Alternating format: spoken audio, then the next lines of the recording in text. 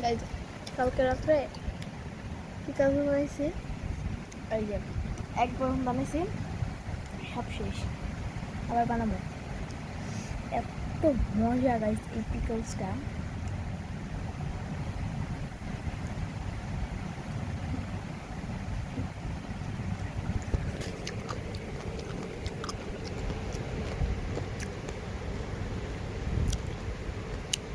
আওয়াজটা খালি শুনুন, এই যে গাইজ এত মজা। পানিটা না এত মজা, এটা পানি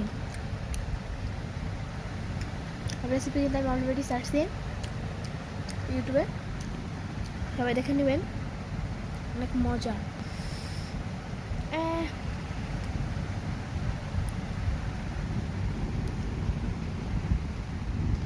বাই।